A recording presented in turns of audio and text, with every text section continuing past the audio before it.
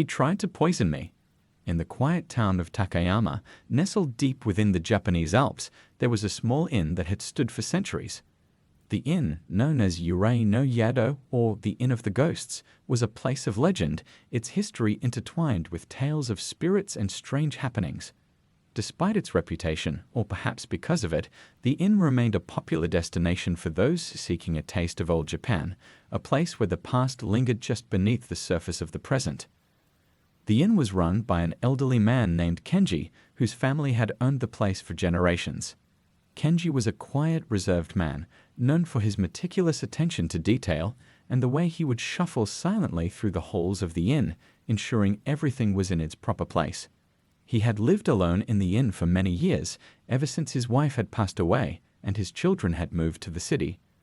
One cold autumn evening, a young woman named Eiko arrived at the inn.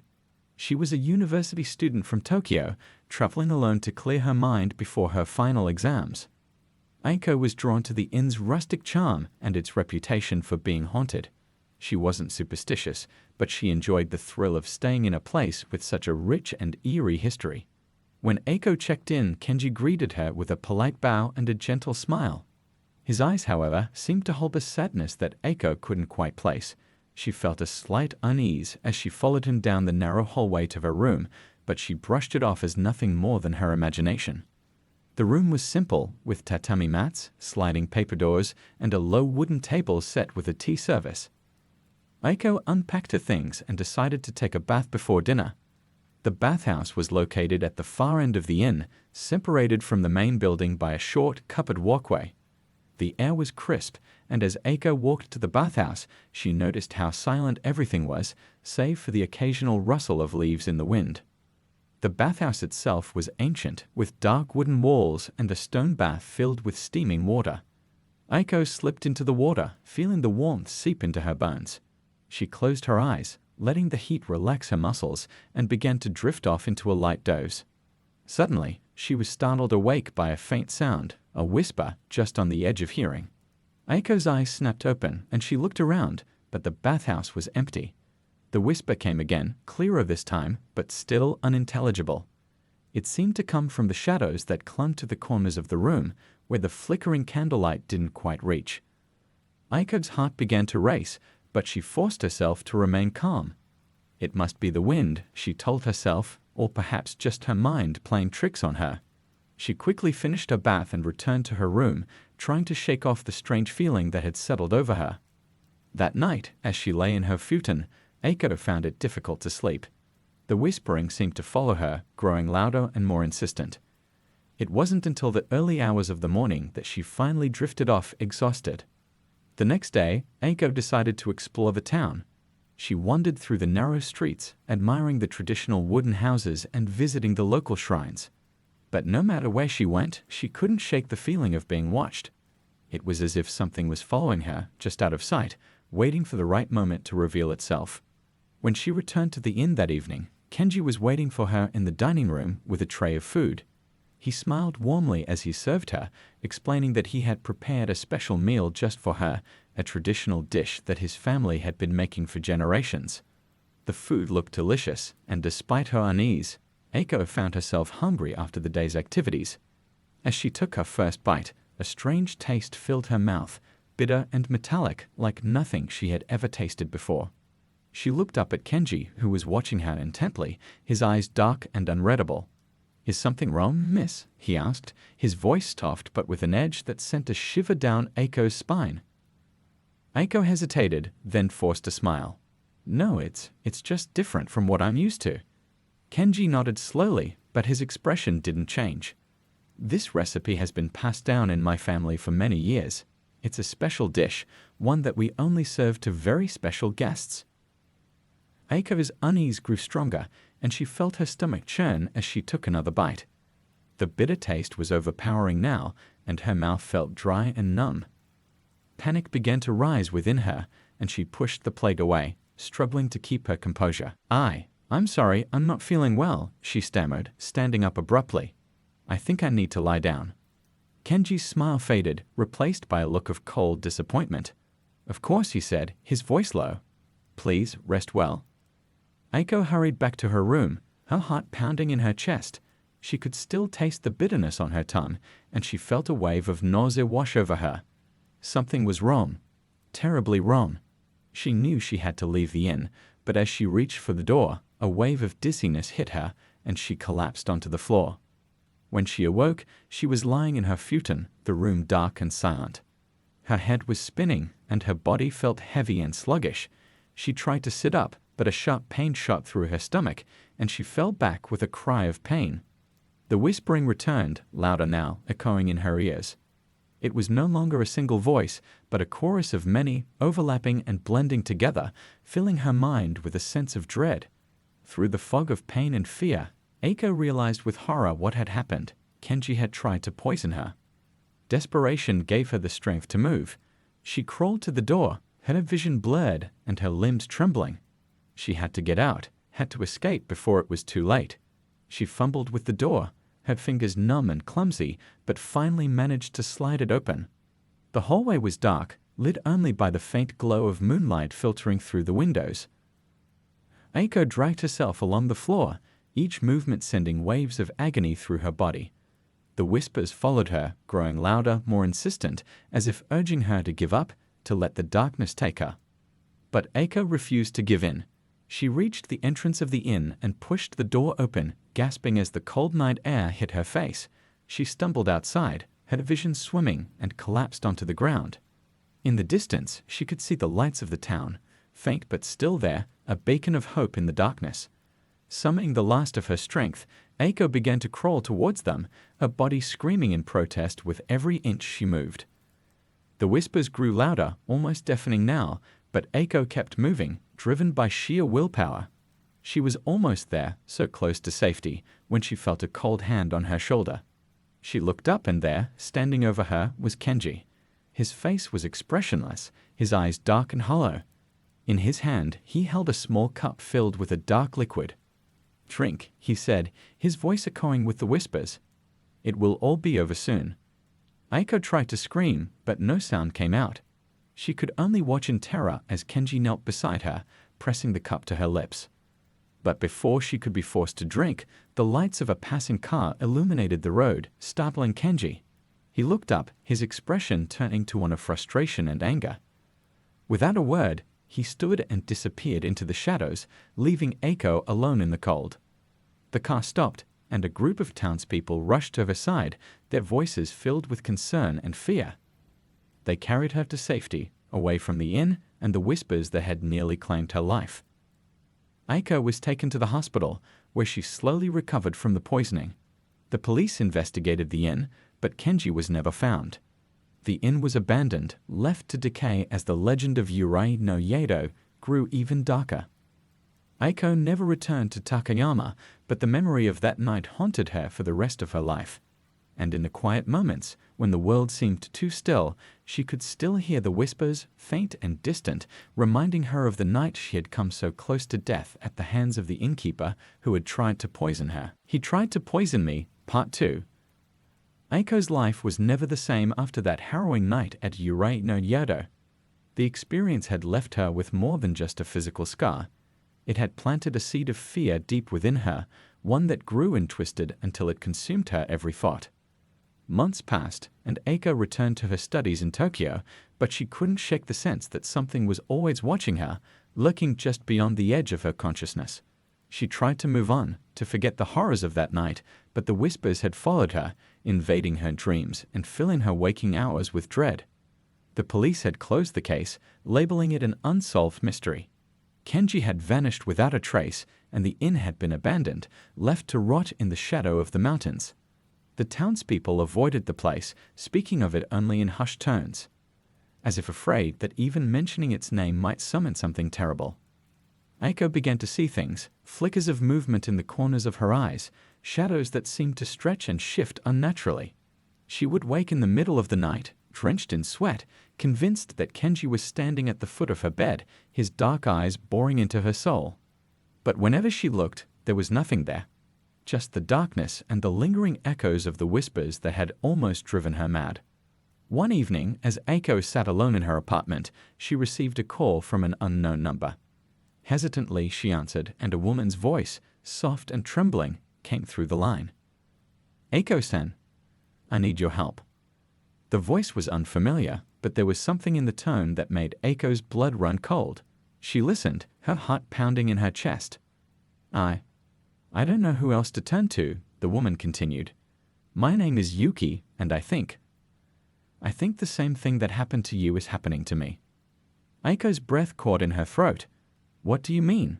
She asked, her voice barely above a whisper.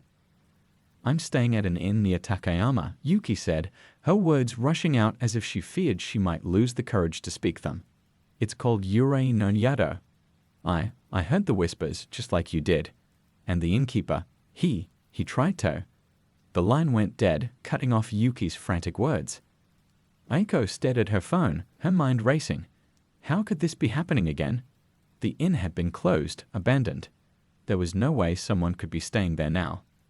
But the fear in Yuki's voice had been real, too real to ignore. Eiko knew she had to go back, no matter how much it terrified her. If what Yuki said was true, then someone else was in danger, just like she had been. The next morning, Eiko packed a small bag and boarded a train to Takayama.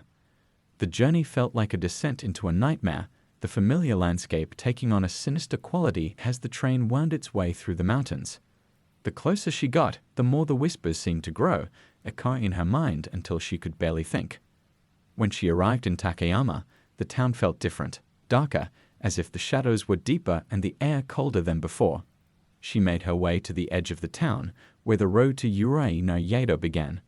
The locals avoided her gaze, their expressions filled with a mixture of pity and fear as she passed by. The road was overgrown and choked with weeds, as if nature itself was trying to erase the path to the cursed inn. Eiko's heart pounded in her chest as she followed the trail, her footsteps echoing in the eerie silence. The sun was beginning to set, casting long shadows across the landscape, and the air grew colder with each step she took. When she finally reached the inn, it was just as she remembered. An ancient, weathered building standing in the midst of the dense forest, its wooden walls darkened with age and neglect. The windows were shattered, and the roof sagged under the weight of years of disrepair. It looked like it hadn't been touched since the night she had fallen. But there was a light on in one of the upper windows, a faint glow that sent a chill down Eiko's spine. Someone was inside. She approached the entrance, the door creaking ominously as she pushed it open. The interior was shrouded in darkness, the air thick with the scent of decay. The whispers began again, faint but unmistakable, echoing through the empty halls. Eiko steeled herself and stepped inside, her hands trembling. The memories of that night came flooding back, but she forced them down, focusing on finding Yuki. Hello, she called out, her voice echoing through the empty inn. Yuki, are you here? There was no response, only the ever-present whispering. Eiko moved deeper into the inn, her footsteps echoing in the silence. She reached the staircase and began to climb, each step creaking under her weight. When she reached the top, she saw the light coming from a room at the end of the hallway, the same room she had stayed in. The door was slightly ajar, and she could see a figure inside, silhouetted against the flickering light. Yuki, Eiko whispered, pushing the door open. The figure turned, and Eiko's blood turned to ice. It was Yuki, her face pale and gaunt, her eyes wide with terror. She was holding a small cup, just like the one Kenji had tried to make Eiko drink. He made me drink it, Yuki whispered, her voice trembling. But I'm not dead. Not yet. Eiko's heart pounded in her chest as she approached Yuki. We need to get out of here, she said, reaching out to take the cup from Yuki's trembling hands. But before she could touch it, the door slammed shut behind her, and the whispers grew louder, filling the room with a cacophony of voices. The light flickered wildly, casting grotesque shadows on the walls. Eiko spun around, but there was no one there, only the oppressive darkness and the sense of something malevolent watching her. You can't leave, Yuki said, her voice hollow. He won't let us. Eiko turned back to Yuki, but the young woman's eyes had changed. They were dark, empty voids, and her face twisted into a grotesque smile. Eiko stumbled back, her heart racing as she realized with dawning horror what had happened. Yuki was already gone, her body a vessel for whatever evil haunted this place. The whispers grew louder, more frantic, as the shadows in the room began to move, coalescing into the form of Kenji. His face was twisted into a mask of rage and despair, his eyes burning with a malevolent light. "You escaped once," Kenji hissed, his voice a blend of his own and the whispers. "But you won't escape again." Aiko's breath caught in her throat as the room seemed to close in around her. She was trapped, with no way out, no one to save her. The darkness pressed in, the whispers filling her mind until she could barely think. But then, through the haze of fear and despair, she remembered something that had been whispered to her in the darkness on that terrible night. A way to break the curse. With trembling hands, Eiko reached into her bag and pulled out a small, folded piece of paper. A talisman she had been given by an old priest in Tokyo who had heard her story and believed in the power of the spirits. She held the talisman up, chanting the words the priest had taught her, her voice shaking but growing stronger with each syllable. For a moment, nothing happened. The darkness pressed in, and Kenji's form loomed closer, his face twisted in fury. But then, as Eiko's voice rose, the talisman began to glow with a soft, golden light, pushing back the shadows. Kenji let out a howl of rage, the whispers turning into a deafening roar as the light from the talisman filled the room, banishing the darkness. The shadows writhed and twisted, then dissipated, leaving only silence in their wake. Yuki's body collapsed to the floor, the cup falling from her hand and shattering. The light from the talisman faded, and Eiko fell to her knees, exhausted but alive. The room was still, the oppressive atmosphere lifted. Eiko knew the curse had been broken, at least for now. She gathered her strength and helped Yuki's lifeless body onto the bed, covering her with a blanket. There was nothing more she could do for her, but she could at least offer her some dignity in death. Eiko left the room, making her way back down the stairs and out of the inn. The sun was beginning to rise, casting the first light of dawn over the mountains. She looked back at the inn one last time, the ancient building standing silent and still, its dark secrets finally laid to rest. But as she walked away, she couldn't shake the feeling that the whispers hadn't been entirely silenced. That somewhere, deep within the shadows of Urei no Yado, something still lingered, waiting for its next victim. He tried to poison me, Part 3. Eiko returned to Tokyo, but the weight of what she had experienced in Takayama hung over her like a shroud. She had survived 2 encounters with the malevolent force that inhabited Urei no Yado, but the price had been high. The memories haunted her day and night, and no matter how hard she tried, she couldn't escape the feeling that something had followed her back. The nightmares became more frequent. Each night, Eiko would find herself back in the dark halls of the inn, the whispers closing in around her, the shadows twisting into the shape of Kenji's vengeful spirit. She would wake up drenched in sweat, her heart pounding, the echoes of the whispers still ringing in her ears. But it wasn't just in her dreams. Strange things began to happen in her apartment. Objects would move on their own, doors would creak open in the dead of night, and the temperature would drop suddenly, leaving her breath visible in the air. Eiko knew that the evil from Urei no Yado was not finished with her.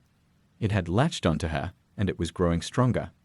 One evening, as Eiko sat in her living room trying to distract herself with some schoolwork, the lights flickered and went out. The apartment was plunged into darkness, and a cold wind swept through the room, even though the windows were tightly shut. Eiko's breath caught in her throat. She reached for her phone to use its flashlight, but as she turned it on, the beam of light illuminated a figure standing in the corner of the room, a figure she recognized all too well. It was Kenji, his form faint and translucent, but unmistakable. His eyes were locked onto hers, filled with a deep, burning hatred. "You escaped," Kenji whispered, his voice echoing in the darkness. "But you brought me with you. And now there's nowhere left to run." Eiko stumbled back, her heart racing. She tried to speak, to plead with the spirit, but her voice failed her. The temperature in the room continued to drop, and she could see her breath misting in the air. Kenji took a step forward, his form becoming more solid, more real.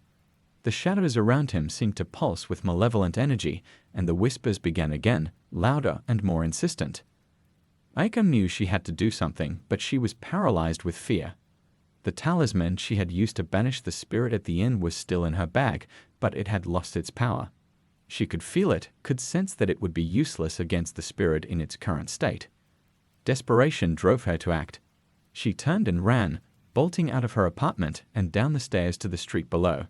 She didn't know where she was going, but she knew she had to get away, away from the spirit, away from the whispers that were now filling her mind, driving her to the brink of madness. She ran through the streets of Tokyo, the city lights blurring around her as she fled. She could still feel Kenji's presence behind her, a cold, oppressive force that seemed to grow stronger with each passing moment. Finally, she found herself standing in front of a small shrine, one she had passed many times but never paid much attention to. It was old and worn, tucked away in a quiet corner of the city, surrounded by tall buildings that seemed to loom over it like giants. Aiko stumbled into the shrine, her breath coming in ragged gasps. The air inside was still, almost serene, and for a moment the whispers quieted, giving her a brief respite from the terror that had been chasing her. She fell to her knees in front of the shrine's altar, her hands trembling as she prayed for help, for protection from the vengeful spirit that had followed her. As she prayed, the room seemed to grow warmer, and a soft light filled the shrine. Aiko looked up and saw a small, delicate figure standing before her, an old woman, dressed in traditional Shinto robes, her face lined with age, but her eyes sharp and clear. "You are cursed," the woman said, her voice gentle but firm. "The spirit of that place has marked you, and it will not rest until it has claimed you." Aiko felt tears well up in her eyes. "What can I do?" she whispered. "How can I stop it?" The old woman knelt beside her, placing a hand on her shoulder. "There is a way, but it will not be easy. The spirit is bound to the inn, to the place where it was born. You must return there, and you must perform a ritual to sever the ties that bind it to this world." Aiko's heart sank. The thought of returning to Urei no Yedo filled her with dread, but she knew there was no other choice. The spirit would never leave her alone unless she confronted it one final time. The old woman handed Aiko a small wooden box. "Inside is everything you will need for the ritual. But be warned, once you begin, you cannot stop. The spirit will fight back, and it will do everything in its power to break you. You must be strong, or you will not survive." Aiko took the box, her hands trembling. "Thank you," she said, her voice barely above a whisper. The old woman nodded, her expression somber. "Go now, and may the spirits guide you." Aiko left the shrine, the box clutched tightly in her hands. The whispers had returned, but they were quieter now, as if the spirit knew what she was planning and was waiting, watching. She boarded the next train to Takayama, her mind racing with fear and determination. She had to end this once and for all. When she arrived in Takayama, the town was shrouded in mist, the air thick with the scent of rain and decay. The road to Urei no Yada was just as overgrown and forbidding as before, but Aiko forced herself to follow it, the weight of the wooden box in her hands a constant reminder of the task ahead. The inn loomed out of the mist like a dark spectre, its windows empty and lifeless, its walls sagging with the burden of centuries of death and despair. Aiko hesitated at the entrance, her heart pounding in her chest, but then she took a deep breath and stepped inside. The interior was just as she remembered, dark, cold, and filled with the sense of something watching her from the shadows. The whispers were louder now, echoing through the empty halls, calling her name. Aiko made her way to the room where she had first encountered the spirit, the wooden box clutched tightly in her hands. When she reached the door, she paused, her hand trembling as she reached for the handle. Inside, the room was just as she had left it, but the air was thick with the presence of the spirit. Kenji's form began to take shape in the shadows, his eyes burning with anger and hatred. "You cannot stop me," Kenji hissed, his voice filled with malice. "I will take what is mine." Aiko opened the wooden box, revealing the ritual items inside, a small dagger, a length of red string, and a series of talismans inscribed with ancient symbols. She took a deep breath and began to set up the ritual, placing the talismans around the room and tying the red string in a circle on the floor. Kenji watched her, his form flickering with rage as he realized what she was doing. The whispers grew louder, filling the room with a deafening roar, but Aiko continued, her hands steady even as fear threatened to overwhelm her. Finally, she picked up the dagger and made a small cut on her palm, letting a few drops of blood fall onto the red string.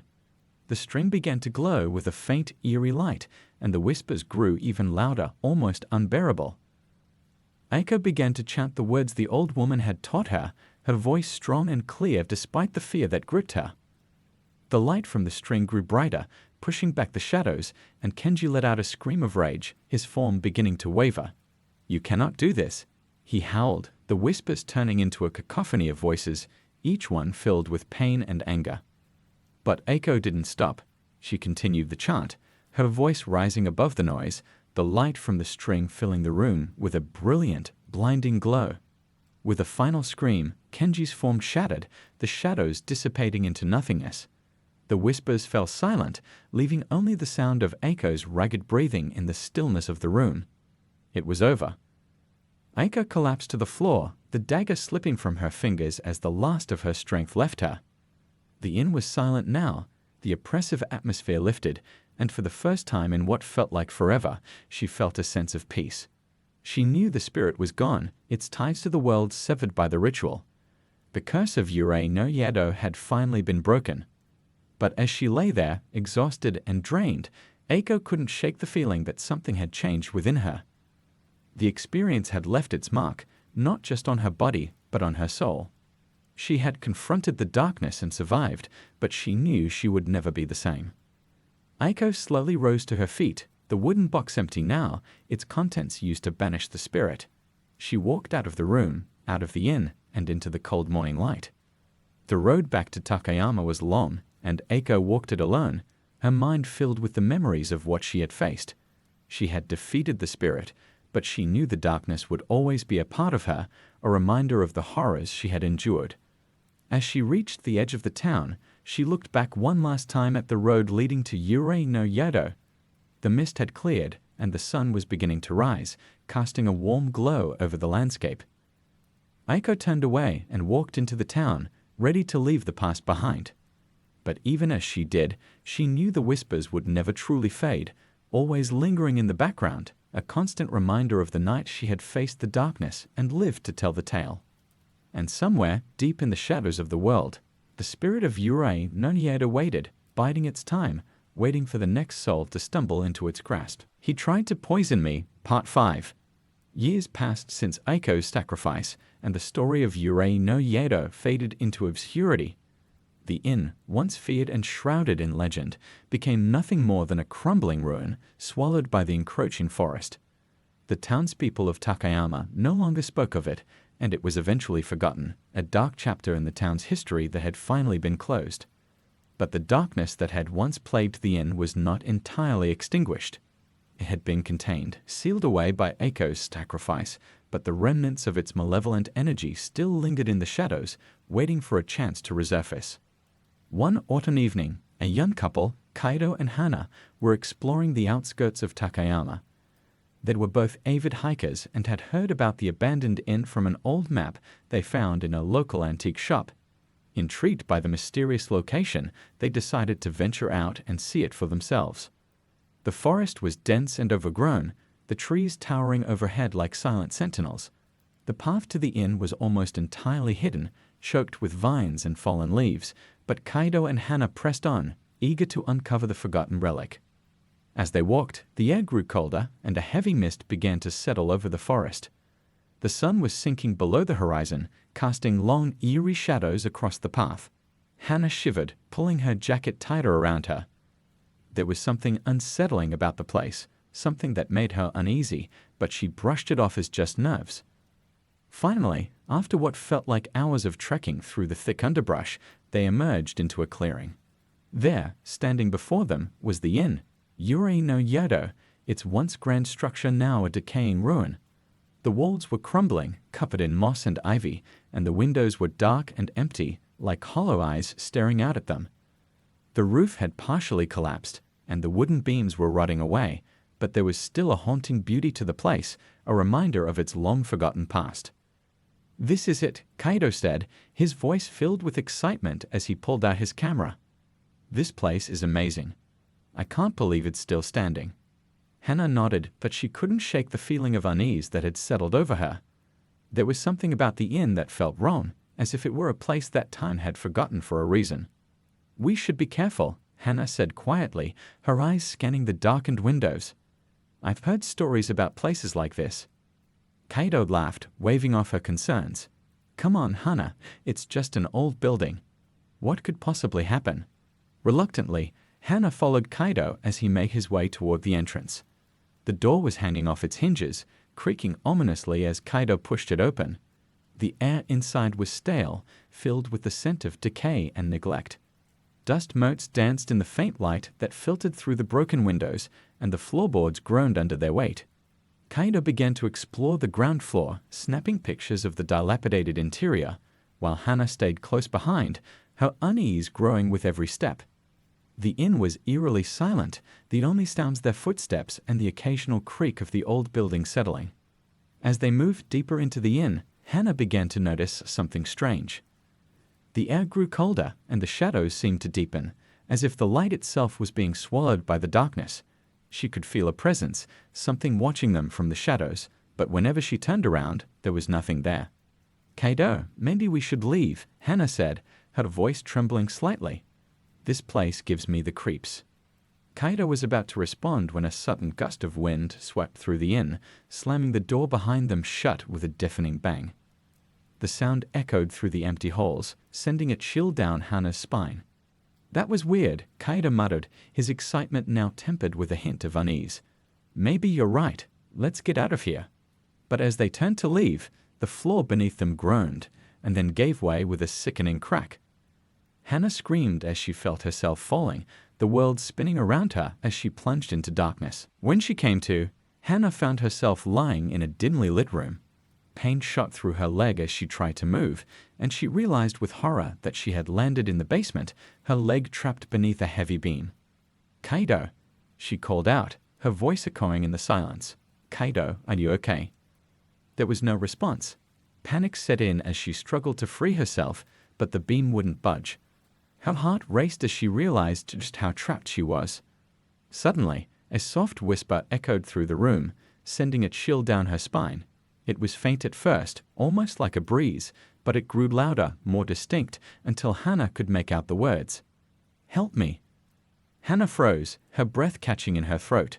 The voice was weak, filled with pain and despair, and it seemed to come from all around her. Who's there? She whispered, her voice trembling. There was no answer, only the sound of the whispering, growing louder and more insistent. Help me, please. Hana's fear gave way to a deep, instinctual terror. She knew that voice, it was Aiko's. The stories she had heard as a child, the ones she had dismissed as ghostly tales, came flooding back to her. The curse of Urei no Yado had not been broken. It had simply been waiting for someone to come along and awaken it. Desperation drove Hana to try and free herself again, ignoring the pain in her leg as she struggled to move the beam. But it was no use. She was trapped, and the whispers were closing in, filling the room with their relentless plea. And then she saw it, a shadow, darker than the surrounding gloom, moving at the edge of her vision. It slithered along the walls, creeping closer and closer until it took shape. It was the figure of a woman, her face pale and gaunt, her eyes empty and hollow. Aiko's ghost stared at Hana, her mouth moving as she whispered, but no sound came out. The air grew colder, and Hana could see her breath misting in the air. Hana's heart pounded in her chest as she realized that Aiko was not here to help her. The spirit was bound to the inn, twisted by the darkness that had consumed her, and now it wanted to drag Hana into the same abyss. No, please. Hana whimpered, tears streaming down her face as she tried to back away, but the beam held her fast. Aiko's ghost reached out, her fingers brushing against Hana's skin, and the cold that radiated from her touch was like nothing Hana had ever felt. It was the cold of the grave, of death itself. Hana screamed, her voice echoing through the inn as the darkness closed in around her. The whispers grew louder, more frantic, as if they were feeding off her fear, and Hana knew she was losing the battle. Just as the darkness was about to swallow her, she heard a voice, a familiar voice, calling her name. Hana! Hana, where are you?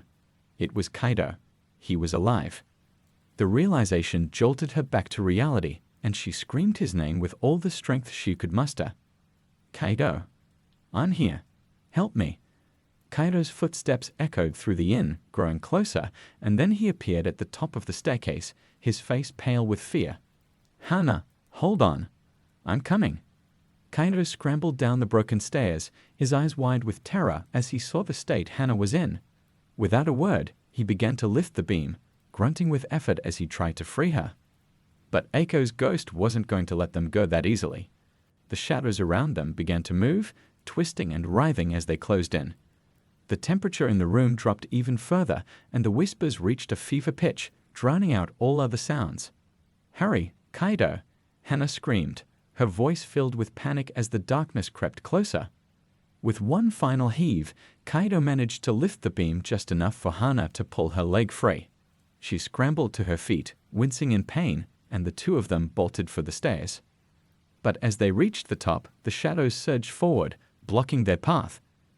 Aiko's ghost appeared before them, her eyes burning with a malevolent light, her whispering filling their minds with despair.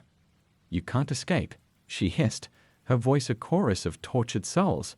"You belong to the inn now." But Kaido wasn't about to give up. He grabbed Hana's hand and pulled her toward the nearest window, smashing the glass with his elbow. The cold night air rushed in, and for a moment, the whispers faltered as if the outside world had broken the inn's hold on them. "Come on, Hana," Kaido shouted, helping her climb through the window. Hana hesitated, looking back at Aiko's ghost, whose face twisted in rage. But then Kaido yanked her through the window, and they tumbled to the ground outside. They didn't stop running until they were far from the inn, the whispers finally fading into the distance. Only then did they collapse onto the ground, gasping for breath, their bodies trembling with fear and exhaustion. The inn was barely visible through the trees, its dark silhouette standing silently in the night, but they could still feel its presence, the darkness that lurked within, waiting for the next unsuspecting soul to wander into its grasp. Kaido held Hana close, his heart pounding as he whispered, "We're safe now, we're safe." But as they lay there, trying to calm their racing hearts, Hana couldn't shake the feeling that something had changed. The darkness hadn't just let them go, it had taken something from them, something intangible but real. And she knew, deep in her heart, that the curse of Yurei no Yado was far from over. It was still out there, lurking in the shadows, waiting for its next victim. As the first light of dawn broke through the trees, Hana and Kaido slowly made their way back to town, their steps heavy with the knowledge of what they had encountered. And as they disappeared into the distance, the inn stood silently in the forest, its dark secrets waiting to be uncovered by the next unwary traveler who dared to venture too close. The curse had been awakened, and the darkness would not rest until it had claimed its due. "He tried to poison me," Part 6. The sun rose over Takayama, casting a golden light across the town, but for Hana and Kaido, the warmth of the morning brought little comfort. The horrors they had faced at Yurei no Yado weighed heavily on their minds, and the feeling of being watched never left them as they made their way back to their small inn in the heart of town.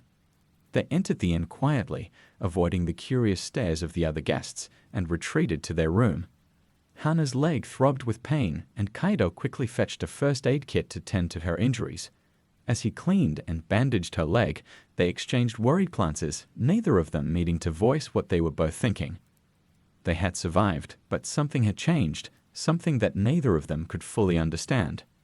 After Hana's wounds were dressed, they'd both sat in silence for a long time, the events of the previous night playing over and over in their minds. The image of Aiko's ghost, twisted by the darkness that still lingered in the inn, haunted them both. "We can't just leave it like this," Kaido finally said, his voice hoarse from exhaustion. "That place, it's still dangerous. What if someone else finds it?" Hana shuddered at the thought. The idea of another person stumbling into that cursed place, as they had, was too much to bear. "We have to tell someone," she agreed. "The authorities or maybe a priest. Someone who can deal with it." Kaido nodded, but there was a doubt in his eyes. "But what if they don't believe us? I mean, who would believe a story like this? It sounds insane." Hana frowned, knowing he was right. Their story was unbelievable, the kind of thing that only existed in ghost stories and horror movies. But the fear and pain they had experienced were real, and they couldn't just do nothing. "We have to try," Hana said firmly. "Even if they don't believe us, we have to at least try to warn people. Maybe someone will listen." That afternoon, they went to the local police station, hoping to find someone who would take them seriously. The station was small, with only a few officers on duty, and they were met with skepticism the moment they mentioned the abandoned inn. It's just an old building, one of the officers said dismissively. There's nothing there but dust and rot. You two must have let your imaginations get the better of you. Hannah felt a surge of frustration. No, you don't understand. We saw something there, something dangerous. People could get hurt if they go there. The officer sighed, leaning back in his chair. Look, we've heard stories about that place for years. Ghosts, curses, all sorts of nonsense. But no one's ever been hurt there. It's just a creepy old house. You're not the first tourists to get spooked by it. Kaido clenched his fists, trying to keep his temper in check. We're not just tourists. We went inside. We saw things I can't even explain. My girlfriend almost got killed. Are you really going to ignore that? The officer exchanged a glance with his colleague, who shrugged. We'll file a report, he said reluctantly, but there's not much we can do. The place is private property, and as far as we know, no one lives there anymore. If you're that worried, maybe you should talk to one of the local priests. They deal with spiritual matters. Hana and Kaido left the station feeling dejected, but they weren't ready to give up. If the police wouldn't take them seriously, maybe a priest would. They'd found a small Shinto shrine on the outskirts of town, and after explaining their situation to the priest there, they were met with a more understanding response. The priest, an elderly man with kind eyes and a calm demeanor, listened to their story without interruption. When they finished, he nodded thoughtfully. The inn you speak of is indeed a place of great darkness, the priest said quietly. It has been the source of many tragedies over the centuries, and its history is steeped in sorrow and death. But the spirits there are not to be taken lightly. They are bound to that place by powerful forces, and they will not be easily banished. Hannah felt a chill run down her spine. Is there anything we can do? Anything to stop it? The priest sighed, his expression grave. There are rituals, ancient and dangerous, that could potentially cleanse the inn, but they require great skill and knowledge, and even then, success is not guaranteed. The spirits that dwell there are not merely restless, they are vengeful, twisted by their suffering into something far more dangerous. Kaido's face hardened with determination. We'll do whatever it takes, just tell us what we need to do. The priest studied them both for a long moment, as if weighing their resolve. Very well, he said at last, but you must understand the risks. This is not a task to be taken lightly. If you fail, the consequences could be dire, not just for you, but for anyone who comes into contact with that place. Hana and Kaido both nodded, their resolve unshaken. They knew the dangers, but they couldn't walk away now, not after what they had seen. The priest led them into the shrine's inner sanctum, where he retrieved an ancient scroll from a hidden compartment beneath the altar. The scroll was old, the paper yellowed and fragile, and the symbols inscribed on it were written in a language neither Hana nor Kaido could read. This is a purification ritual, the priest explained. It is meant to sever the ties that bind spirits to the physical world. But it is dangerous. The spirits will resist, and they will use whatever means they can to stop you. You must be prepared for that.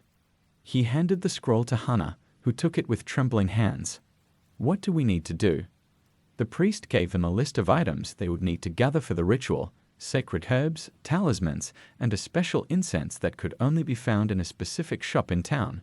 He also instructed them on the exact timing of the ritual. It had to be performed at midnight, when the veil between the worlds was at its thinnest. You must be strong in your resolve, the priest warned them. Once the ritual begins, there can be no turning back. If you falter, if you allow fear to take hold, the spirits will use it against you. You must face them with courage and determination. That night, Hana and Kaido gathered the necessary items, their hearts heavy with a mix of fear and determination. They knew that what they were about to attempt was dangerous, but they couldn't let the darkness continue to fester in that place. Too many lives had already been lost, and they refused to let anyone else suffer the same fate. As the clock approached midnight, they made their way back to the abandoned inn, the sacred items packed carefully in Kaido's backpack. The forest was eerily silent, the trees casting long dark shadows across the path. The air was heavy with a sense of impending doom, as if the very land itself was warning them to turn back. But they pressed on, their resolve unshaken. When they reached the inn, it was as dark and foreboding as ever, its windows like hollow eyes staring out into the night. The door creaked ominously as Kaido pushed it open, and the cold, stale air inside sent a shiver down their spines. They set up the ritual in the main hall, arranging the sacred items according to the instructions the priest had given them. The scroll was unfurled on the floor, and the sacred herbs were placed in a circle around it. Hana lit the incense, the fragrant smoke curling up into the air, and the talismans were affixed to the walls, their ancient symbols glowing faintly in the dim light. As the clock struck midnight, Hana and Kaido began the ritual. They chanted the words from the scroll, their voices steady but filled with tension. The air in the room grew colder, and the shadows seemed to come alive, swirling around them like a dark storm. The first sign that the spirits were awakening came in the form of a low, mournful wail that echoed through the inn. The sound was filled with pain and anger, and it seemed to vibrate through the very walls of the building. Hana's heart raced as she continued to chant, her voice trembling with fear. But she knew she couldn't stop. If they didn't complete the ritual, the spirits would win. The shadows grew darker, more oppressive, as if they were trying to smother the light of the candles they had lit. And then, out of the darkness, they saw it, the ghostly figure of Eiko, her face twisted in agony, her eyes burning with a hatred that chilled them to the bone. "You shouldn't have come back," Eiko's ghost hissed, her voice filled with venom. "You cannot banish us. We are bound to this place. You will only join us." Kaido faltered for a moment, fear gripping his heart, but Hana grabbed his hand, squeezing it tightly. "Don't listen to her," she whispered fiercely. "We can do this. We have to." With renewed determination, they continued the ritual, the sacred words filling the room as the power of the ritual began to build. The air crackled with energy, and the shadows recoiled, as if the light of the sacred items was burning them. But the spirits were not giving up without a fight. The room began to shake, the walls groaning as if they were being torn apart. The wails of the spirits grew louder, more frantic, and the temperature in the room plummeted, the cold seeping into their bones. Eiko's ghost lunged at them, her fingers like claws reaching out to drag them into the darkness. But Kaido stepped forward, holding up one of the talismans, the sacred symbols glowing brightly as he shouted the final words of the ritual. The effect was immediate. The talisman flared with a brilliant light, and Eiko's ghost recoiled, her form flickering as if she were being pulled apart. "No," she screamed, her voice a mix of fury and despair. "You cannot do this, you cannot." But her words were cut off as the light from the talisman grew even brighter, enveloping the entire room. The shadows screamed in agony as they were banished, and the spirits were pulled back into the void, their ties to the physical world severed. Hana and Kaido shielded their eyes as the light filled the room, and then, as quickly as it had begun, it was over. The light faded, the room fell silent, and the oppressive darkness that had once filled the inn was gone. They stood there in the stillness, breathing heavily, their bodies trembling with exhaustion and relief. The ritual had worked, the spirits had been banished, and the curse of Urei no Yado was finally broken. The inn was silent, the air no longer filled with the malevolent presence that had haunted it for so long. It was just an empty building now, its dark history laid to rest. Hana and Kaido gathered their things, their hearts heavy with the weight of what they had done. They had faced the darkness and survived, but the experience had changed them in ways they couldn't fully understand. As they left the inn and walked back through the forest, the first light of dawn began to break through the trees, casting a warm, golden glow over the land. The curse had been lifted, and the spirits were at peace. But Hana knew that the memory of what they had faced would stay with them forever. The darkness had left its mark, and though the spirits were gone, the fear they had felt would never truly fade. They returned to Takayama, knowing that their lives would never be the same. But they had done what needed to be done, and the knowledge that they had saved others from the fate they had narrowly escaped was enough to give them peace. And somewhere, deep in the forest, the ruins of Urei no Yado stood silently, its dark history finally laid to rest. The inn would crumble into dust, forgotten by time, but the spirits that had once haunted it were gone, their suffering ended. The curse had been broken, but the story of Urei no Yado would live on, a reminder of the darkness that had once lurked in the shadows, and the brave souls who had faced it down and won. He Tried to Poison Me, Part 7. Months passed after the harrowing events at Urei no Yado, and life for Hana and Kaido slowly began to return to a semblance of normalcy. they had returned to Tokyo, trying to put the past behind them, but the memories of what they had faced lingered like a shadow, always present, always haunting. They both threw themselves into their work and studies, attempting to distract themselves from the lingering unease that never quite left them. But no matter how busy they were, the events of that night continued to invade their thoughts. Eiko's tortured spirit, the darkness that had consumed the inn, and the knowledge that they had come so close to losing themselves to it. Hana, especially, found it difficult to move on. The fear and terror she had experienced at Yurei no Yado had left deep scars, and though the ritual had banished the spirits, she couldn't shake the feeling that something had followed them back. She would wake up in the middle of the night, drenched in sweat, convinced that she could still hear the faint whispers that had plagued her at the inn. Kaido noticed the change in her, but he was struggling with his own demons. The weight of what they had faced, and the fear that they had narrowly escaped a fate worse than death, hung over him like a dark cloud. He tried to be there for Hana, to comfort her, but the truth was, he didn't have the answers she needed. He didn't even know how to heal himself. One evening, as they sat together in their small apartment, Hana broke the silence that had settled between them. "Kaido," she began, her voice barely above a whisper, "do you ever feel like it's not over?" Kaido looked at her, his heart sinking as he saw the fear in her eyes. He had been trying to push the same thoughts aside for weeks, but now that she had voiced them, he couldn't deny the truth any longer. "Sometimes," he admitted quietly. "But we did everything right, didn't we? We performed the ritual, we'd banished the spirits. It should be over." Hana nodded, but her expression remained troubled. "I know, but I can't stop feeling like something's still out there. Like it's just waiting for us to let our guard down." Kaido reached out and took her hand, squeezing it gently. "We've been through a lot, Hana. It's normal to feel like this after what we faced. But we have to believe that it's really over.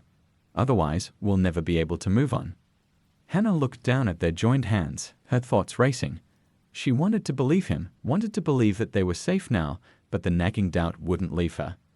The darkness at Yurei no Yado had been so overwhelming, so powerful, could they really have banished it so easily? As the weeks passed, Hana's unease only grew. She started to notice small things, shadows that seemed to move on their own, cold spots in their apartment that hadn't been there before, and most disturbingly, the faint, almost imperceptible sound of whispers late at night. She didn't tell Kaido about these things at first, not wanting to worry him. But the more she tried to ignore them, the more persistent they became, until she could no longer deny that something was very wrong. One night, after another sleepless evening spent listening to the whispers, Hana decided she couldn't keep it to herself any longer.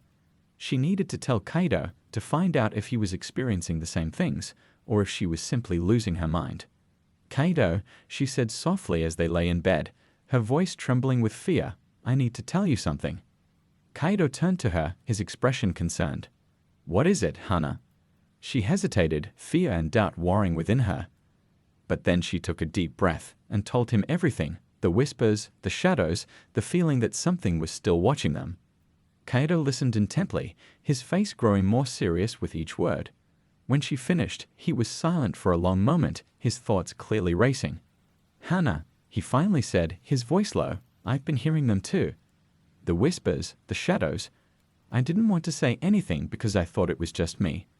I thought maybe it was just, our minds playing tricks on us after everything we went through." Hana's heart pounded in her chest as a cold wave of fear washed over her. If Kaido was experiencing the same things, then it wasn't just in her head. The darkness they had faced at Yurei no Yado had followed them back, and it was growing stronger. "We have to do something," she whispered, her voice trembling. "We can't just ignore this." Kaido nodded, his expression grim. "I know. But what can we do? We already performed the ritual. We already banished the spirits.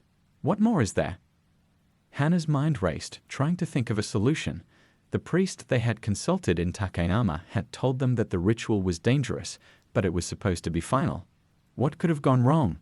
What had they missed? "We need to talk to the priest again," Hana said suddenly, a sense of urgency rising within her. "Maybe he can tell us what's happening. Maybe there's something else we can do." Kaido agreed, and the next morning, they made the trip back to Takayama. The town looked the same as it had the last time they were there, but the atmosphere felt different, heavier, more oppressive, as if the very air was charged with a dark energy. When they arrived at the shrine, the priest greeted them with a knowing look, as if he had been expecting their return.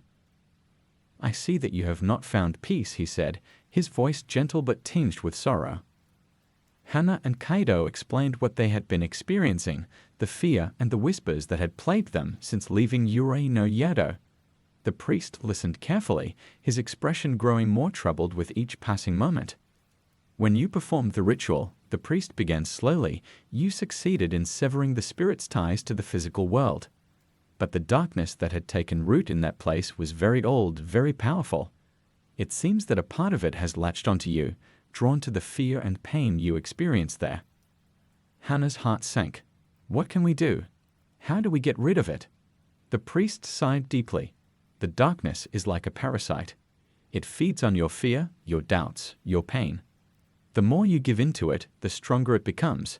You must find a way to confront it, to banish it from your hearts and minds." Kaido frowned. "But how do we do that? We've already faced it once, and it almost destroyed us. How can we possibly fight it again?" The priest looked at them with a mixture of compassion and resolve. "You must understand that the darkness is not just an external force, it is something that resides within all of us. It preys on our deepest fears and insecurities. To defeat it, you must confront those fears head-on. You must find the strength within yourselves to reject it, to refuse to let it take hold." Hana and Kaido exchanged a glance, their hearts heavy with the weight of what lay ahead. They had faced the darkness before, but this time it was different. This time, the battle would not be fought in a haunted inn, but within their own souls. The priest handed them a small vial of sacred water and a talisman inscribed with ancient symbols of protection. "These will help you in your fight," he said. "But remember, the true battle is within you. You must believe in your own strength, in your ability to overcome the darkness. Only then will you be free." With heavy hearts, Hana and Kaido returned to Tokyo, knowing that the hardest part of their journey was yet to come. The darkness they had brought back from Yurei no Yado was not something that could be banished with rituals or sacred items. It was something they would have to face within themselves. The days that followed were some of the most challenging they had ever faced. The whispers grew louder, more insistent, and the shadows seemed to stretch and shift in ways that defied logic. But this time, they didn't run from it. They faced it together, refusing to let the darkness take hold. Hana spent long hours meditating, using the sacred water and talisman as a focus for her thoughts. She confronted the fears that had haunted her since that night, the fear of the unknown, the fear of losing herself to the darkness. She visualized the light within her, growing stronger and pushing back the shadows. Kaido did the same, drawing on his inner strength to banish the doubts and insecurities that the darkness fed on. He refused to give in to the fear, refused to let it control him. He reminded himself of the love he had for Hana and the life they were building together, something worth fighting for. Slowly, over time, the whispers began to fade. The shadows lost their power, retreating into the corners of their minds. The darkness that had followed them back from Yurei no Yado was weakening, no longer able to feed on their fear and doubt. One evening, as they sat together in their apartment, a sense of peace settled over them. The air was still, free from the oppressive energy that had plagued them for so long. The darkness was gone. They had faced their deepest fears and emerged victorious, stronger for having gone through the ordeal together. As they held each other close, Hana and Kaido knew that the memory of Yurei no Yado would always be a part of them, but it no longer had power over them. They had taken back control of their lives, and they were finally free. And somewhere, far away in the quiet forest of Takayama, the ruins of Yurei no Yado stood silent and empty, the darkness that had once dwelled there finally laid to rest. Hana and Kaido knew that the world was full of darkness, but they also knew that light could always be found, even in the darkest of places. They had faced the shadows and had come out stronger, more resilient, and more connected than ever before. The curse of Yurei no Yado had been broken, not just by ritual or sacred words, but by the strength and courage that lay within them. He tried to poison me, Part 8. The peace that Hana and Kaido had fought so hard to achieve lasted for several months. The darkness that had once haunted them had been vanquished, or so they believed. Life slowly returned to normal, and the memory of Yurei no Yado became a shadow in the back of their minds, something they spoke of rarely, but which still lingered quietly tucked away with other painful memories. However, as the anniversary of their first encounter with the cursed inn approached, Hannah began to notice subtle changes around her. It started with small things, shadows that seemed to flicker in her peripheral vision, a chill in the air that didn't belong, and the occasional feeling of being watched, even when she was alone. At first, she brushed these off as remnants of the trauma they had endured, nothing more than her mind playing tricks on her. But as the days passed, the signs grew more pronounced. She would wake in the middle of the night, heart-racing, convinced she could hear the faint sound of whispers. When she mentioned it to Kaido, he dismissed it as a bad dream, but the unease in his eyes told her he wasn't as certain as he pretended to be. One evening, as they sat together in their apartment, Hannah noticed something peculiar on the television. They had been watching a movie, something lighthearted to keep their minds off the creeping unease, when the screen flickered. For a brief moment, the image of Aiko's twisted face appeared, her hollow eyes staring directly at Hannah. It was so quick that Hannah wasn't sure if she had really seen it, but the fear that gripped her heart was very real. "Kaido," she said, her voice trembling, "did you see that?" Kaido glanced at the screen, but everything seemed normal again. "See what?" he asked, frowning. Hannah shook her head, trying to convince herself it was just her imagination. I thought I saw something. Never mind, it's probably nothing." But deep down, she knew it wasn't nothing. The darkness wasn't gone. It was still there, lurking beneath the surface, waiting for the right moment to re-emerge. The next day, Hannah decided to visit the shrine in Takayama again. She hadn't been back since they had confronted the priest, and though she was reluctant to revisit the memories of that time, she felt a strong urge to seek answers. If the darkness had returned, she needed to know why and how to stop it before it consumed them again. Kaido, sensing her determination, agreed to go with her. They boarded a train to Takayama, the journey silent and tense. The familiar landscape rolled by outside the window, but neither of them took any comfort in the beauty of the mountains or the serenity of the countryside. When they arrived at the shrine, it was eerily quiet, the air heavy with the same oppressive energy that Hannah had felt before. The priest greeted them with a solemn expression, as if he had been expecting their return. "You've felt it, haven't you?" he said without preamble, his voice tinged with sorrow. Hannah nodded, her heart sinking. "It's back. We thought we got rid of it, but it's still there, isn't it?" The priest sighed deeply, his eyes filled with regret. The darkness that dwelled in Yurei no Yado was ancient, powerful. When you banished the spirits, you weakened it, but you did not destroy it. It has lingered, waiting for the right moment to resurface. Kaido frowned, frustration and fear warring within him. "But we did everything you told us to do. We faced it, we fought it. What else can we do?" The priest shook his head slowly. The darkness is not something that can be easily eradicated. It feeds on fear, on pain, and as long as those emotions exist within you, it will find a way to return. You may have driven it back, but it has not been defeated. Hannah felt a cold dread settle over her. "So, what are we supposed to do? Just live with it forever?" The priest's expression softened, and he placed a reassuring hand on her shoulder.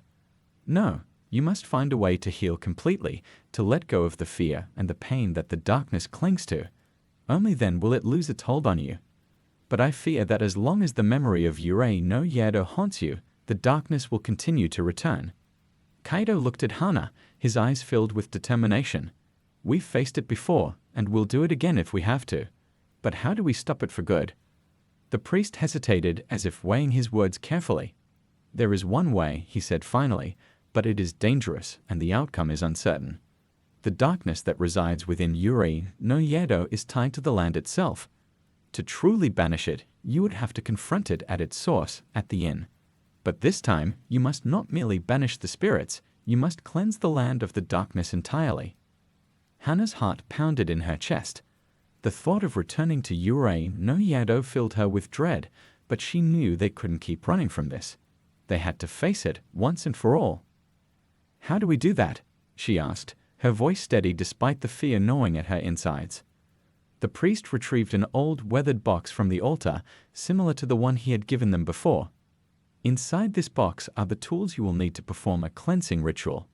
It is similar to the one you performed before, but much more powerful and much more dangerous. The darkness will resist, and it will do everything in its power to stop you. But if you succeed, the land will be purified, and the darkness will be banished forever." He handed the box to Kaido, who accepted it with a nod. "We'll do whatever it takes," Kaido said firmly. "We won't let it win." The priest gave them a solemn look. "You are brave, both of you. But be careful. The darkness is cunning, and it will prey on your deepest fears and doubts. Stay strong and do not let it break you." With the box in hand, Hana and Kaido left the shrine, their resolve steeled for the battle ahead. They knew that this time there would be no turning back. They would have to face the darkness head-on in the very place where it had first taken root. The journey back to Urei no Yado was tense and filled with a sense of impending doom. The closer they got to the inn, the heavier the air seemed to become, as if the land itself was warning them to stay away. When they finally arrived, the inn looked as desolate and foreboding as ever, its crumbling structure barely visible through the thick mist that clung to the forest.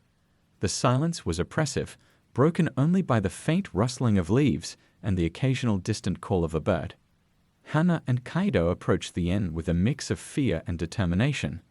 This time, they knew what they were up against, but that didn't make the task any less terrifying. They entered the inn, the air inside thick with the familiar scent of decay and neglect. The darkness that had once been banished now seemed to pulse with a life of its own, the shadows stretching and twisting as if aware of their presence. Kaido set the box down in the center of the main hall, and they began to prepare for the ritual. The items inside the box were similar to those they had used before: sacred herbs, talismans, incense, but there were also new items, more powerful and more dangerous. The priest had given them detailed instructions on how to perform the cleansing, warning them that it would be a test of their strength and willpower. The darkness would fight back with everything it had, and they would have to stay focused and strong if they hoped to succeed. As the clock struck midnight, they began the ritual. The air grew colder, the darkness pressing in on them from all sides as they chanted the sacred words. The incense burned with a strong, pungent aroma, the smoke curling up into the air and filling the room with a thick haze. The shadows began to move, writhing and twisting as if in pain, and the air was filled with a low, mournful wail, the same sound they had heard the first time they had performed the ritual. But this time it was different. The darkness was more powerful, more aggressive, and it fought back with a ferocity that took them by surprise. Hana's heart pounded in her chest as she struggled to keep her focus, the shadows pressing in on her, whispering in her ear, filling her mind with doubts and fears. But she forced herself to stay strong, to remember why they were doing this. Kaido was beside her, his voice steady as he chanted the words of the ritual, his eyes fixed on the talismans that glowed faintly in the dim light. But she could see the strain in his expression, the effort it took to keep the darkness at bay. As the ritual reached its climax, the air in the room crackled with energy, the darkness swirling around them like a storm. The shadows grew darker, more oppressive, and the whispers grew louder, more insistent. "You cannot defeat us," the voices hissed, echoing through the room. "We are eternal. We are the darkness in your soul, the fear that haunts your dreams. You cannot escape us." Hana's resolve wavered for a moment, but she pushed the fear aside, focusing on the light within her, the strength she had found in herself and in Kaido. They had faced the darkness before, and they would do it again. With a final surge of energy, they completed the ritual, the talismans flaring with a brilliant light that filled the room, pushing back the shadows, banishing the darkness. The air was filled with a deafening roar, the darkness screaming in pain as it was torn apart, dissolved by the power of the ritual. And then, just as suddenly as it had begun, it was over. The light faded, the room fell silent, and the oppressive atmosphere that had filled the inn was gone. Hana and Kaido stood in the stillness, their bodies trembling with exhaustion, their minds reeling from the intensity of the experience. The inn was silent now, the air still and free from the malevolent presence that had once filled it. They had done it. The darkness was gone, the land purified. The curse of Urei no Yado was finally broken. As they stepped outside into the cool night air, the first light of dawn began to break through the mist, casting a soft, golden glow over the forest. The inn stood silently behind them, its dark history finally laid to rest. Hana and Kaido knew that the darkness they had faced would always be a part of them, but it no longer had power over them. They had confronted their deepest fears, and they had emerged victorious. Together, they walked away from the inn, knowing that they had finally found peace. The road ahead was long, but they were ready to face it, hand in hand, with the strength and courage they had found in each other. And as the sun rose over the mountains, the ruins of Yurei no Yado stood silently in the forest, the shadows that had once haunted it now gone, leaving only the memory of a darkness that had been vanquished, and the light that had emerged in its place. He tried to poison me. Part 9. Hana and Kaido left Yurei no Yado behind, confident that they had finally put an end to the curse that had haunted them for so long. The weight of fear and darkness that had clung to them began to lift as they walked away from the inn, the early morning light warming their faces and filling them with a sense of renewal. But as the days turned into weeks, a lingering unease settled over Hana, one that she couldn't quite shake. The nightmares had returned, not the same as before, but different, more subtle, yet just as unsettling. She would wake in the dead of night, her skin clammy, her breath coming in short gasps, the remnants of a dream slipping through her fingers like sand. The dreams were always the same. She was back in the inn, wandering through its dark, decaying halls, but this time there was no darkness, no whispers, just silence. A silence so deep and absolute that it pressed in on her, suffocating until she woke with a start.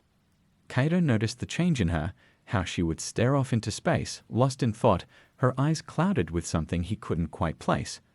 When he asked her about it, she would smile, shake her head, and tell him she was fine. But they both knew that wasn't true. One evening, as they sat together on their small balcony, watching the city lights flicker in the distance, Kaido turned to her, his expression serious. "Hana, you've been different lately," he said gently. "I know you're still thinking about Yurei no Yado, but we did everything we could. The curse is broken. It's over." Hana wanted to believe him, she truly did. But the dreams, the silence that filled them, it didn't feel like it was over. It felt like something was missing, something important that they had overlooked. "I know," she replied, forcing a smile. I'm just trying to adjust, I guess. It's hard to move on from something like that." Kaido nodded, understanding. "It's okay to feel that way. We went through a lot, but we have to move forward together. We can't let the past control us." Hana leaned into him, taking comfort in his warmth and strength. But deep inside, the unease remained, a small seed of doubt that she couldn't uproot. The dreams continued, growing more vivid with each passing night. Hana found herself drawn back to the inn in her sleep, wandering its empty halls, searching for something she couldn't name. The silence that filled the dreams was heavy, oppressive, as if the inn itself was holding its breath, waiting for something to happen. Then, one night, everything changed. Hana was walking through the inn, her footsteps echoing eerily in the silent corridors, when she noticed something strange. A door that hadn't been there before. It was small, unassuming, tucked away in a corner she hadn't noticed in previous dreams. The door was slightly ajar, a faint light spilling out from the crack. She hesitated, a sense of foreboding washing over her, but something compelled her to approach the door. As she reached out to push it open, a cold breeze swept through the hallway, sending a shiver down her spine. The door creaked as it swung open, revealing a narrow staircase leading down into darkness. The light that had spilled through the crack was gone, replaced by an impenetrable blackness that seemed to swallow everything in its path. Hana knew she should turn back, wake up, and leave the dream behind. But something pulled her forward, a force she couldn't resist. She stepped onto the first stair, and then the second, descending into the darkness. The staircase seemed to go on forever, the darkness growing thicker with each step. The silence was absolute, oppressive, pressing in on her from all sides. But she kept going, driven by an inexplicable need to reach the bottom. Finally, she reached the last step and found herself standing in a small, dimly lit room. The walls were lined with old, crumbling bookshelves, and in the center of the room was a single table, covered in dust. On the table sat an old weathered journal, its pages yellowed with age. Hana's heart pounded in her chest as she approached the table, her hands trembling as she reached for the journal. The cover was worn, the leather cracked and brittle, but the moment she touched it, a surge of energy shot through her, as if the book itself was alive. She opened the journal. the pages crackling as she turned them. The writing was faded, but she could make out the words, a story, written in a shaky hand, detailing the history of Yurei no Yado. As she read, a sense of dread settled over her, the realization that the curse they had thought they had broken was far more insidious than they had imagined. The journal told of a powerful, malevolent force that had taken root in the land long before the inn had been built. The inn itself had been constructed as a means to contain the darkness, to keep it from spreading. But over the centuries, the force had grown stronger, feeding on the fear and suffering of those who entered its walls. The spirits that had haunted the inn were merely its victims, twisted and corrupted by the darkness that controlled them. Hannah's breath caught in her throat as she read the final entry, written in a frantic scrawl. The darkness cannot be banished. It cannot be destroyed. It is bound to the land, to the very earth beneath our feet. It will remain here, waiting, watching, until it finds a new host. Beware the silence. It is the herald of its return. The silence. The dreams. Hannah realized with a jolt of terror that the darkness had never left. It had simply gone dormant, waiting for the right moment to reawaken. And now it was trying to find a new host. Hannah snapped awake, her heart racing, her body drenched in sweat. She bolted upright in bed, her mind reeling from the revelation. The curse wasn't broken, it had simply shifted, adapting to their efforts to eradicate it. She turned to wake Kaido, but as she reached out to shake him, a cold hand clamped down on her wrist. She gasped, her eyes widening in fear as she looked down and saw nothing, just the empty air where the hand should have been. The whispers returned, faint but unmistakable, echoing in her mind. The darkness was still there, still watching, still waiting. "Kaido," she cried, shaking him awake. "Kaido, it's not over. The darkness, it's still here." Kaido woke with a start, his eyes bleary with sleep. "Hannah, what are you talking about? What's wrong?" She quickly explained the dream, the journal, the realization that the curse had not been broken but merely dormant, waiting for them to let their guard down. Kaido listened, his face growing more serious with each word. "We need to go back," he said finally. "We need to find that journal, that room. If it's real, we have to stop whatever is still there." Hannah nodded, fear and determination warring within her. They had to go back to Yurei no Yado, to the very heart of the darkness, and put an end to it once and for all. There was no other choice. The next day, they returned to Takayama, their hearts heavy with dread. The town was as quiet as ever, the forest around Yurei no Yado thick with mist, as if the land itself was trying to hide the inn from view. As they approached the inn, Hannah felt a cold dread settle over her, the same oppressive silence from her dreams filling the air. The inn loomed before them, dark and silent, its crumbling walls hiding the secrets within. They entered the inn, the familiar scent of decay and neglect greeting them like an old friend. But this time, there was no resistance, no whispers, no shadows, only silence. The same silence that had filled Hannah's dreams. They made their way through the inn, following the path Hannah had taken in her dream. The corridor felt endless, the darkness pressing in on them from all sides, but finally, they found the door. It was exactly as Hannah had seen it, small, unassuming, slightly ajar, with a faint light spilling through the crack. Kaido pushed the door open, revealing the narrow staircase leading down into darkness. Hannah hesitated, fear gripping her heart, but Kaido took her hand, giving it a reassuring squeeze. "We're in this together," he said softly. "We can do this." With Kaido by her side, Hannah stepped onto the first stair, then the second, descending into the darkness. The air grew colder with each step, the silence thick and suffocating, but they pressed on, driven by the need to end this once and for all. Finally, they reached the bottom, finding themselves in the same small, dimly lit room from Hannah's dream. The crumbling bookshelves, the dust-covered table, and the old journal, they were all there, just as she had seen them. Kaido picked up the journal, flipping through the pages. "This is it," he said, his voice filled with awe and fear. "This is the history of Yurei no Yado." Hannah's eyes were drawn to the final entry, the one that had haunted her dreams. The words were the same, written in the same frantic scrawl. "The darkness cannot be banished. It cannot be destroyed. It is bound to the land, to the very earth beneath our feet. It will remain here, waiting, watching, until it finds a new host. Beware the silence. It is the herald of its return. As Kaido read the words aloud, the silence in the room deepened, pressing in on them from all sides. The air grew colder, and a sense of impending doom settled over them. Hannah's breath caught in her throat as the realization hit her. They were the new hosts.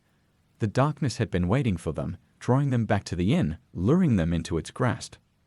"We need to get out of here," Kaido said urgently, grabbing her hand and pulling her toward the staircase. "Now." But as they turned to leave, the door slammed shut with a deafening bang, plunging the room into darkness. The silence was absolute, suffocating, as if the very air had been stolen from the room.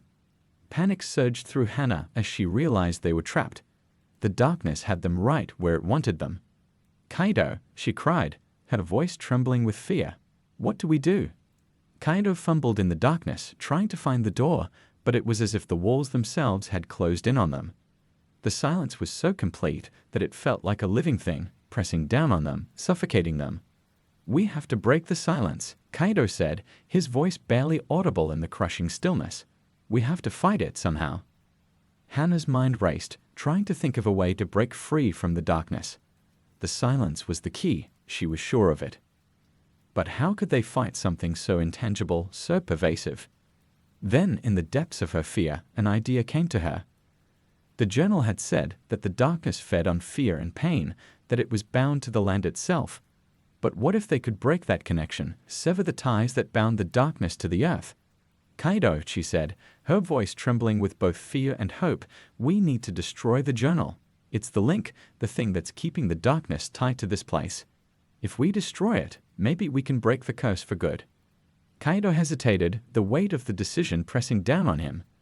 But he knew Hannah was right.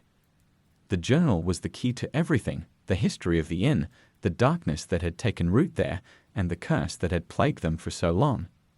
With trembling hands, Kaido pulled out his lighter, the small flame flickering in the darkness. He'd held it to the corner of the journal, the dry pages catching fire almost immediately. As the flames consumed the journal, the silence in the room seemed to grow even more oppressive, as if the darkness was fighting back, desperate to maintain its hold. But Kaido and Hannah stood firm, watching as the fire spread, devouring the pages, turning them to ash. The room shook, the walls groaning as if the inn itself was crying out in pain. The darkness pressed in on them, trying to snuff out the flame, but Kaido shielded it with his hands, refusing to let it die. Finally, with a final, shuddering breath, the last page of the journal was consumed by the flames. The silence shattered, replaced by a deafening roar as the darkness was torn apart, dissolved by the power of the fire. The room was filled with a blinding light, and Hannah felt a surge of energy wash over her, pushing back the darkness, banishing it from the room, from the inn, from the very earth itself. And then, just as suddenly as it had begun, it was over. The light faded, the room fell silent, but this time it was a peaceful silence, free from the oppressive weight that had haunted them for so long. The door swung open, revealing the staircase that led back to the surface. Hannah and Kaido stood in the stillness, their bodies trembling with exhaustion, their hearts racing with the realization that they had done it. They had broken the curse. They climbed the stairs, the cool night air greeting them as they stepped out of the inn. The first light of dawn was breaking over the horizon, casting a soft, golden glow over the forest. The inn stood silently behind them, its dark history finally laid to rest. Hannah and Kaido knew that the darkness they had faced would always be a part of them, but it no longer had power over them. They had confronted their deepest fears, and they had emerged victorious. Together, they walked away from Urei no Yado, knowing that they had finally found peace. The road ahead was long, but they were ready to face it, hand in hand, with the strength and courage they had found in each other.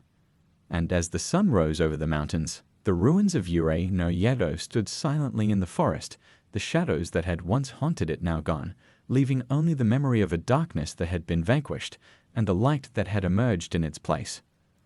The curse was broken, and the silence that had once been so oppressive was now filled with the sounds of life returning to the land. Birds sang in the trees, the wind rustled through the leaves, and the air was filled with the promise of a new beginning. Hannah and Kaido had faced the darkness and won. They had found their way back to the light, and they knew that no matter what challenges lay ahead, they would face them together, stronger than ever before.